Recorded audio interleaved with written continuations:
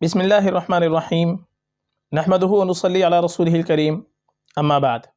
محترم ناظرین کرام، ایک صاحب ہیں معتصم اللہ خان، ان کا سوال ہے میکائیل نام رکھنا کیسا ہے اور اس کے معنی کیا ہے؟ دیکھیے، میکائیل جو نام ہے یہ ایک فرشتے کا نام ہے جن کے قبضے میں بارش برسانا ہے، یعنی جو فرشتے بارش برساتے ہیں، جن کو بارش برسانے کے کام پر اللہ تعالیٰ نے لگا رکھا ہے، ان کا نام میکائیل ہے، فرشتے کا نام ہے۔ اور اللہ کے نبی علیہ الصلوۃ والسلام نے فرشتوں کے ناموں پر نام رکھنے سے منع فرمایا ہے۔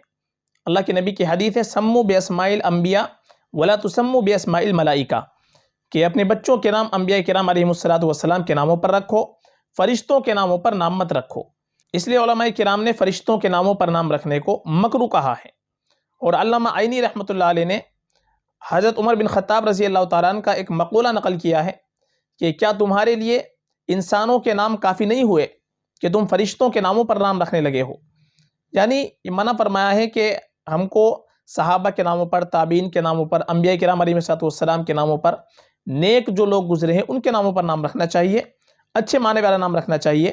فرشتوں کے ناموں پر نام رکھنے کو اللہ کے نبی نے منع فرمایا ہے، اس لیے میکائیل نام رکھنا یہ ہمارے لیے بالکل مناسب نہیں ہے۔ فرشتوں کے ناموں پر نام رکھنا مکروہ ہے، اس لیے یہ نام ہم کو نہیں رکھنا چاہیے۔